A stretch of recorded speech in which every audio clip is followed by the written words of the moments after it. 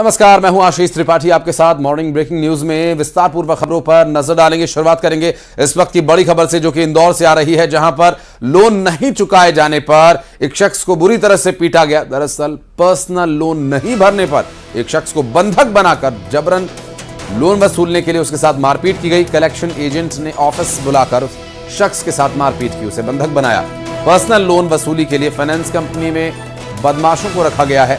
फरियादी मुकेश कोठारी की शिकायत पर मामला दर्ज किया गया। दरअसल कलेक्शन एजेंट की शक्ल में बदमाश कंपनी में भरे गए हैं। तलाश में फिलहाल पुलिस जुटी हुई है। तुकोगंज थाना क्षेत्र के सिल्वर मॉल का ये पूरा मामला है। वीडियो देखिए, वीडियो सामने आया है इसका। क्या कुछ यहाँ बातचीत हो रही है, ये भी सुनवाते हैं आपको।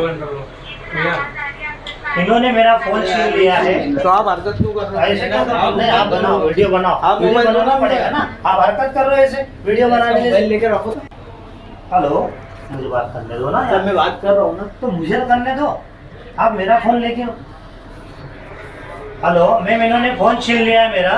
हेलो, वीडियो बंद कर लो। इन्होंने मेरा फोन छीन लिया है, तो आप हरकत क्यों कर रहे हो? ऐसे आप बनाओ। ये वीडियो सामने आया जहां पर बंधक बनाकर लोन चुकाने के लिए प्रेशराइज किया जा रहा है और शख्स के साथ मारपीट की गई। शिकायत दिए जाने के बाद से उन बदमाशों की तलाश की जा रही है जो कलेक्शन एजेंट के नाम पर बदमाशी और गुंडागर्दी करते हैं।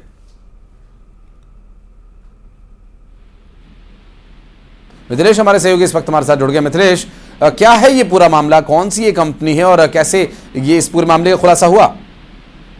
आसिफ, सबसे पहले मैं आपको बताना चाहूंगा कि जो लोग भी लोन लेते हैं उन्हें इस प्रकार के जो फर्जी लोन देने वाले लोग हैं इनसे अपने आप को बचना चाहिए, क्योंकि कोई ये पहला मामला नहीं है। पहला मामला मारपीट का है। इसके पहले भी हमने देखा कि कई परिवार की जांच जा चुकी, कई परिवार ने सामूहिक आत्महत्या किया है। इस तरीके से जो लोन है, जो लोन के छाते में फंस कर और बुरी तरीके से उलझ जाते हैं और आखिरी में उन्हें आत्महत्या जैसे कदम उठाना पड़ता है। फिलहाल ये जो पूरा मामला सामने आया है, इसमें बड़ी आसान किस्तों में, यानी आप एक आधार कार्ड लेके जाइए, एक पैन कार्ड लेके जाइए, इन दो पेपरों में बड़े आसानी से 20,000, 50,000, 1 लाख रुपए तक के लोन दे दिए जाते हैं। इसके बाद मोटा रकम लिया जाता है आपसे, जो इसकी जो बात है महीने की किस्त की, वो ज्यादा ली जाती है। अगर एक दिन लेट जाते हैं तो उसको पेनल्टी लगाया जाता है, दूसरे दिन डबल पेनल्टी लगाई जाती है। और जब आप अगर उस चीज को लेकर आप विरोध करते हैं तो आपके साथ गुंडागर्दी की जाती है। यानी पहले तो आसान पेपर में लोन दे दिया जाता है, इसके बाद वो मोटा पैसा वसूला जाता है। यानी इस प्रकार की जो कंपनियां हैं वो पैसा अवैध वसूली करने के लिए लोन के नाम पर लोगों को पहले तो फंसाती है, उसके बाद उससे पैसा वसूलती है। ऐसे ही कुछ मामला सामने आया जिसमें मुकेश कोठारी की शिकायत पर तुकोगंज पुलिस ने केस दर्ज कर लिया, क्योंकि उसे भी 1 लाख रुपए का लोन लिया था। 1 लाख के बाद 1 लाख रुपए का किस्त दे रहा था। एक दिन किस्त बाउंस होने पे 2,000 रुपए की मांग की गई, दूसरे दिन नहीं दिया तो 5,000 रुपए की मांग करने लग गई। जब इस बात को लेकर वो उनसे बातचीत करने के लिए उस कार्यालय में पहुंचता है तो वहां पे जो एजेंट कलेक्शन होते हैं, यानी वो जो गुंडे बदमाश है उस कंपनी के, वो उसके साथ मारपीट करते हैं। और तो मारपीट के दौरान पर जो उसका साथी वीडियो बनाता है उसके मोबाइल को भी छीन लिया जाता है, उसकी और जो वीडियो था उसे डिलीट कर दिया जाता है। हालांकि उसके बाद उसका एमएलसी गिराया गया है, जो चोट की निशान है उसके आधार पर FIR दर्ज कर ली गई है। लेकिन इस प्रकार के जो जालसाजी लोग हैं, इस प्रकार की जो फर्जी कंपनियां है, ऐसे लोगों को इससे बचना चाहिए, वरना इस प्रकार कई मामले सामने आए। इससे पहले भी हमने देखा था भोपाल या इंदौर, तमाम बड़े बड़े शहरों में कि जो ऑनलाइन लोन लेते हैं उसमें वो आपके सारे कॉन्टेक्ट नंबर को अपने पास सेव कर लेते हैं। जिस एप्लीकेशन को रजिस्टर कराते हैं उससे सारा परमिशन ले लेते हैं, फिर आपके फोटोज को वायरल करते हैं, आपके परिवार को फोन लगाते हैं, धमकी देते हैं, बदनाम करने की बात करते हैं। और कई बार कुछ घटनाएं हमने ऐसे देखी जिसमें पूरा परिवार में जिसका आप जिक्र करें, जिस ओर आप इशारा कर रहे हैं, मुझे याद है और हमारे दर्शकों को भी याद होगा, भोपाल में जो पूरा परिवार का सुसाइडल सामने आया था, वो बेहद गंभीर मामला, और ऐसे ही वो भी किसी लोन एजेंट से परेशान था। मिथिलेश, शिकायत पुलिस में की गई क्या इस मामले में? शिकायत हो चुकी है और बाकायदा इसमें FIR दर्ज हो चुका है। पुलिस से कहना है कि कड़ी कार्रवाई की जाएगी, क्योंकि जब से इस प्रकार के मामले सामने आए इसको लेकर पुलिस काफी सख्त है। जब भी ऐसा कुछ भी मामला सामने आता है पुलिस पूरे मामले की गंभीरता जांच करती है, क्योंकि इस प्रकार के मामले लगातार बढ़ते जा रहे हैं। और मैं फिर से कहूंगा कि आशीष, लोगों को इस प्रकार के लोन जो कंपनियां, लोन एजेंसियां जो है, इनसे बचना चाहिए। इनके जो एजेंट है सड़क के किनारे बाइक लगा के खड़े हो जाते हैं और लिखा रहता है 2 मिनट के अंदर पैसा लीजिए, 2 मिनट के अंदर फाइनेंस कराइए, सिर्फ कुछ ही पेपर में आपको कुछ मिनटों में आपके खाते में पैसा पहुंच जाएगा। देखिए, पैसा लेना बड़ा आसान है, 1 लाख 1.5 लाख रुपए तक ये पैसा बड़े आसानी से दे देते हैं, लेकिन सारे कॉन्टेक्ट नंबर आपके रखते हैं, आपके घर का पता रखते हैं, आपके घर तक देख कर आते हैं और उसके बाद ये फिर आपके साथ गुंडागर्दी करते हैं। शुरू में 1 लाख रुपए देंगे और 1 लाख रुपए की एवज में आपसे 3 से 4 लाख रुपए तक ये वसूलते हैं। और अगर प्रबंधन से कोई बात हुई कोई सफाई उसकी तरफ से दिया गया, जो ये कंपनी, फाइनेंस कंपनी जो लोन प्रोवाइड करा रही है? जैसे ही मामला थाने में पहुंचा, कंपनी ताला लगाकर कंपनी के कर्मचारी भाग उठे, क्योंकि कंपनी में जो भी लोग थे एजेंट कलेक्टर के नाम पे, सब बदमाश लोग थे, ये सब अपराधी प्रवृत्ति के लोग हैं और आसानी से लोन दिया जाता है। और लोन देते समय आपसे बकायदा अच्छे से बात किया जाएगा, सारे नियम शर्त बताए जाएंगे, लेकिन 1 महीने के बाद से आपसे वसूली शुरू हो जाएगी। और ये वसूली कितनी भारी पड़ती है मिथिलेश, हम वीडियो में देख सकते हैं। फोन पर बात हो रही है, परिवार के लोगों से बात हो रही है, कंपनी के लोगों से बात हो रही है और मारपीट तक की जा रही है, धमकाया जा रहा है। और ऐसा जैसे कि हमारे सहयोगी मिथिलेश कह रहे हैं कि बार बार इस तरह के लोन कंपनी से आप बचें, बेवजह लोन लेने से बचें। लेकिन इंसान के सामने जब मजबूरी होती है, पैसों की आवश्यकता होती है, तो वो कहीं से भी पैसे लेने को तैयार हो जाता है, लेकिन बाद में क्या परेशानियां होती हैं वो भी देखिए। बहुत शुक्रिया मिथिलेश आपका इस पूरे मामले पर जानकारी देने के लिए। और भोपाल गैस कांड मामले में आज सुनवाई होनी है। भोपाल जिला अदालत में यूनियन कार्बाइड का पेशी होनी है और यूनियन कार्बाइड के डाव केमिकल की पेशी यहां पर होगी। दरअसल सीबीआई समेत याचिकाकर्ता Bhopal group for information and action Dow chemicals America के खिलाफ तर्क और सबूत पेश किए जाएंगे। इस गैस कांड को अब तक 39 साल हो चुके हैं। विश्व के सबसे बड़े औद्योगिक हादसे की जिम्मेदारी एक भी विदेशी अभियुक्त और विदेशी कंपनी को आज तक इस पूरे मामले में सजा नहीं मिली। 39 साल गुजर गए, हजारों लोगों ने घुट कर दम तोड़ दिया, लेकिन यहां पर आज तक भी ये पूरी कंपनी विदेशी थी, तो इसका मालिकाना हक विदेशी मालिक इसके, और जो असल जिम्मेदार हैं वो कहां हैं आज तक पता नहीं चला। डाव केमिकल्स यूनियन कार्बाइड का यह हादसा, इस पर कई फिल्म्स बन चुकी हैं, उन फिल्म्स के माध्यम से, और ये जो डॉक्यूमेंट्री इसकी एक बनी हुई है उसमें भी आप इसकी सच्चाई को जान सकते हैं, कितना भयानक और खतरनाक ये हादसा था। और आज इस पूरे मामले में पेशी होनी है और शैलेंद्र से बात करेंगे, हमारे सहयोगी इस वक्त हमारे साथ मौजूद हैं। शैलेंद्र, दुनिया का सबसे बड़ा ये हादसा कहा जाए तो गलत नहीं होगा, क्योंकि जिस तरह से, जिस दर्दनाक तरीके से लोगों ने यहाँ घुट कर दम तोड़ा, वाकई ये हैरान कर देने वाला। और इससे बड़ी हैरानी है कि आज तक एक भी विदेशी इस कंपनी के मालिक को कोई सजा नहीं हुई। अब 39 साल हो गए, आज तक सुनवाई चल रही है।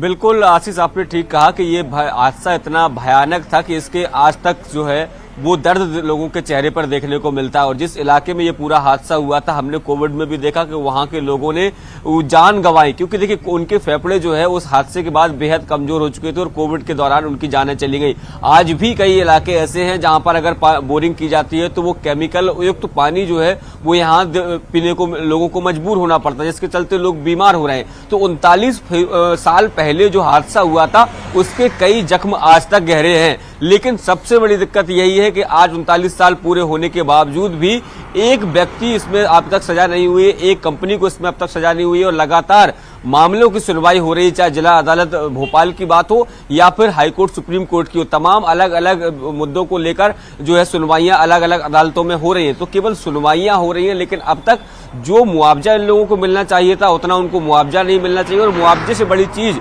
जो इसमें दोषी ठहराए जाने चाहिए थे वो दोषी अभी तक नहीं ठहराए जाए हैं। हालांकि आज जिला अदालत में एक बार फिर इस मामले को लेकर बहस होनी है। डाउ केमिकल को इसमें पेश होने के निर्देश जो दिए गए हैं, इसके अलावा सीबीआई जो है वो अपने साक्ष्य रखेगी, किस तरीके से साक्ष्य उन्होंने अब तक इस हादसे के दौरान पाए थे। इसके अलावा जो याचिका करता है वो लोग भी अपना पक्ष रखेंगे और बताएंगे किस तरीके से इस पूरे मामले को लेकर जो यूनियन कार्बाइड फैक्ट्री है उसके जो करता धरता थे वो लोग इसके दोषी थे। तमाम जो तर्क हैं वो आज जिला अदालत में रखे जाएंगे। अब देखना होगा कि इन तर्कों के आधार पर क्या कोई ठोस कदम जो है वो अदालत की तरफ से उठाए जाते हैं, या ये कहें कि कोई अभियुक्त जो है उस पर ये आरोप सिद्ध हो पाते हैं या नहीं। लेकिन फिलहाल सुनवाइयों का दौर जारी है और 39 साल के जख्म जो है वो लगातार लोगों के चेहरों पर आज भी देखे जा सकते हैं। जी अब रहेगा शैलेंद्र, कुछ और खबरों पर बातचीत करेंगे आपसे, और फिलहाल इस खबर की जानकारी के लिए बहुत बहुत शुक्रिया आपका।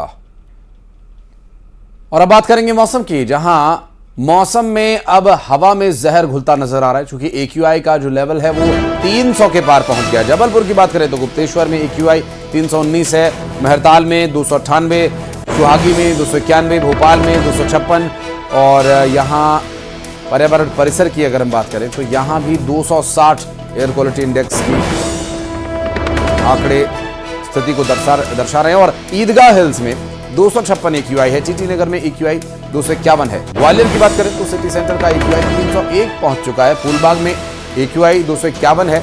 महाराज बाड़ा का 266 आंकड़ा दिखा रहा है। दीनदयाल नगर का AQI 199 दिखा रहा है और इंदौर में 173 तक AQI ये गिरकर आया है। 173 जो कि 300 के लगभग पहुंच चुका था। 250 से 300 के बीच में 2-4 दिन ये रहा और अब 173 तक आ गया है। तो यहाँ कह सकते हैं कि थोड़ी राहत जरूर नजर आ रही है, लेकिन भोपाल समेत जबलपुर, भुवनेश्वर में, भरताल में स्थिति खतरनाक है। 300 तक पहुंच गया है। एयर क्वालिटी इंडेक्स, हवा के जहरीले होने का असर अब लोगों पर भी दिखाई देने लगा है।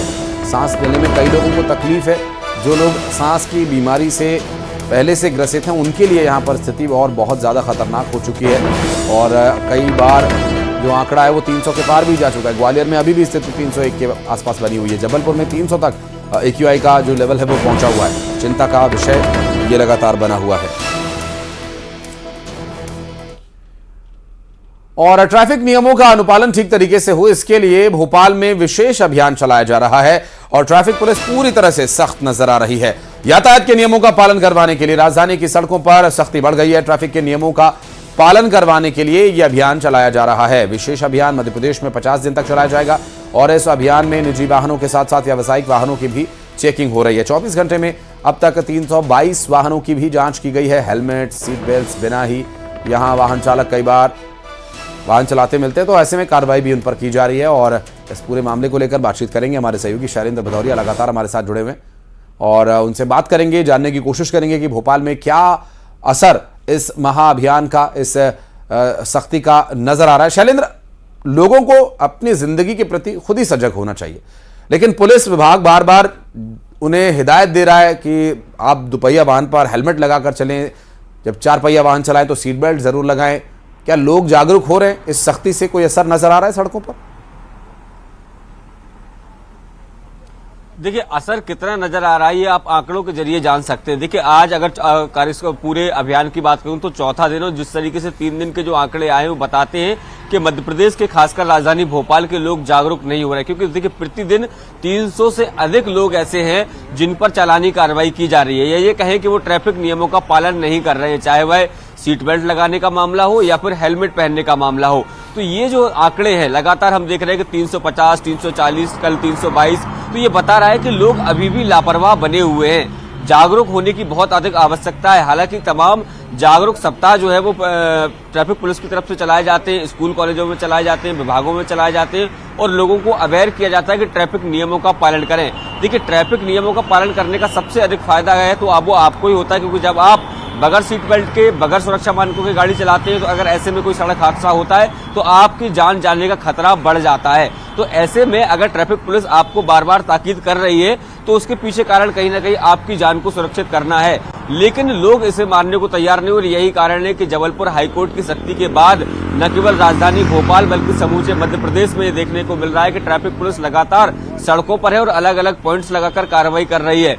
तो बड़ी संख्या में जो लोग हैं अभी भी लापरवाही के तौर पर नजर आ रहे हैं। हालांकि अगर पिछले 3-4 दिनों में अगर हम देखें तो राजधानी भोपाल में हेलमेट लगाने वालों की संख्या अधिक हो गई है, क्योंकि देखिए सबसे बड़ा डर जो है उनको चालानी का कार्रवाई का डर है और यही कारण है कि वो लोग हेलमेट पहनकर चल रहे हैं। लेकिन अभी भी बड़ी संख्या में लोग ऐसे हैं जो ट्रैफिक नियमों का पालन नहीं कर रहे हैं। जिन्हें करना चाहिए, चालानी कार्रवाई के लिए नहीं, अपनी जान की, अपनों की सुरक्षा के लिए करना चाहिए। शैलेंद्र, बहुत शुक्रिया आपका इस पूरे मामले पर जानकारी देने के लिए। और अब बात करेंगे विधानसभा चुनाव की, जो कि आज वोट डाले जा रहे हैं। आज 25 तारीख है और राजस्थान विधानसभा चुनाव के लिए 199 सीटों पर मतदान जारी है। 1875 कैंडिडेट्स की किस्मत आज ईवीएम में कैद हो जाएगी। 5 करोड़ 29 लाख से ज्यादा वोटर्स मतदान करेंगे और पोलिंग बूथ्स पर सुरक्षा के व्यापक इंतजाम किए गए हैं। लगातार जो मतदान की प्रक्रिया है वो जारी है और आज का 199 सीटों पर जो मतदान होना है वो जारी है। 1875 कैंडिडेट्स इस वक्त चुनावी मैदान में हैं, जो कि अपने अपने विधानसभा क्षेत्रों से चुनाव लड़ रहे हैं और लगभग 5 करोड़ 29 लाख से ज्यादा जो मतदाता हैं आज अपने मताधिकार का इस्तेमाल करेंगे। परसेंटेज कितना रहता है ये भी देखने का विषय होगा और इसके अलावा आपको लगातार तस्वीरें भी दिखाएंगे, जहां 199 सीटों पर वोट डाले जा रहे हैं। राज्यवर्धन सिंह राठौर को आप देख रहे हैं तस्वीरों में, जो कि वोट डालने के लिए पहुंचे थे और केंद्र में मंत्री हैं। साथ ही इनका वोटर लिस्ट जो है वो राजस्थान में है। और इसके अलावा कैलाश चौधरी को आप देख सकते हैं वोट डालने के लिए पहुंचे और राज परिवार के भी सदस्य वोट डालने के लिए पहुंचे। पोलिंग बूथ पर सुरक्षा के कड़े इंतजाम यहां किए गए हैं और वोट कास्टिंग के लिए व्यवस्थाएं चाक चौबंद की गई हैं। इसके अलावा आज जो 199 सीटों पर वोट डाले जाएंगे, क्या परसेंटेज इसका रहता है ये भी देखना महत्वपूर्ण होगा।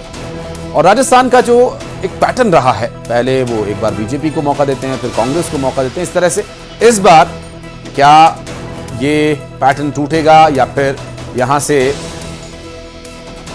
एक बार फिर जनता का जनादेश कुछ उसी अंदाज में आएगा, देखने का विषय।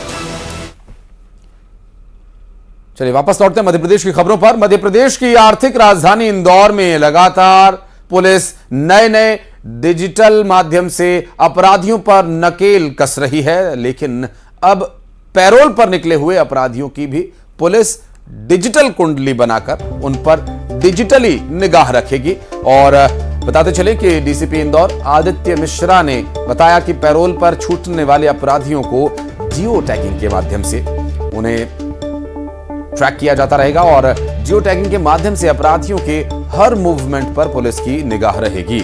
साथ ही पुलिस की अंकुश ऐप पर अपराधियों के साथ साथ उनके पूरे परिवार का डेटा सिंक किया जाएगा और जो पैरोल पर बाहर आए अपराधी हैं, सजायाफ्ता कैदी हैं, उन पर निगरानी रहेगी। अमूमन पैरोल पर कैदी भाग जाया करते हैं या गायब हो जाते हैं, ऐसे में डिजिटली उन पर निगाह रखी जाएगी।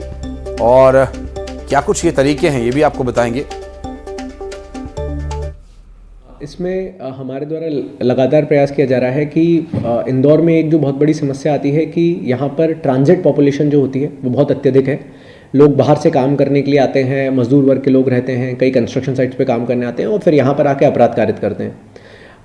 और फिर जब वो लगातार अपराध करते रहते हैं, उनका कोई स्टैटिक लोकेशन नहीं रहता, तो पुलिस के लिए बहुत मुश्किल हो जाता है कि उनका पता लगाना कि वो उस समय क्या कर रहे हैं और कहाँ मौजूद है। इसी के लिए हमने जितने भी हमारे हिस्ट्री शीटर्स थे जिनके ऊपर गंभीर अपराधों में लूट, नकबजनी या चोरी की घटनाओं में जो शामिल रहे हैं, उन सभी के संबंध में हमने जो उनके डिजिटल रिकॉर्ड्स तैयार किए हैं उसमें हमने एक परमानेंट चीज़ जो करी है वो जियो टैगिंग करी है। उसमें जहाँ पर भी वो आरोपी मिलता है या उसके घर वाले मिलते हैं, उसके संबंध में जो उसकी जियो लोकेशन होती है उसको सेव करके हम लोग अपने जो सिस्टम है उसमें अपलोड कर रहे हैं।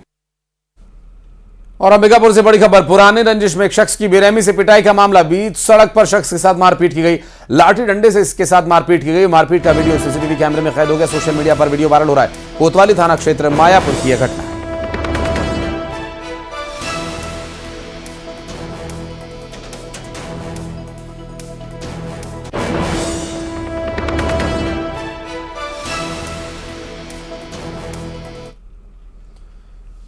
प्रसिद्ध कथावाचक जया किशोरी उज्जैन के महाकालेश्वर मंदिर पहुंची और यहां वे भस्म आरती में शामिल हुई। जया किशोरी ने बाबा के दर्शन किए और दर्शन कर उनका आशीर्वाद ग्रहण किया। पहुंची थी जया किशोरी बाबा महाकाल के दर पर उज्जैन में और भस्म आरती में भी उन्होंने हिस्सा लिया। प्रसिद्ध कथावाचक हैं जया किशोरी और बाबा महाकाल के दर पर पहुंची। तस्वीरें आपको दिखा रहे हैं बाबा महाकाल के गर्भगृह से, जहां जया किशोरी बाबा महाकाल के दरबार में पहुंची हैं बाबा का आशीर्वाद लेने।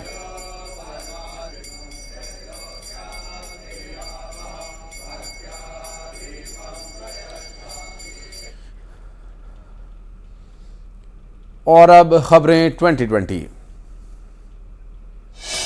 भोपाल गैस त्रासदी मामले में आज सुनवाई। भोपाल जिला अदालत में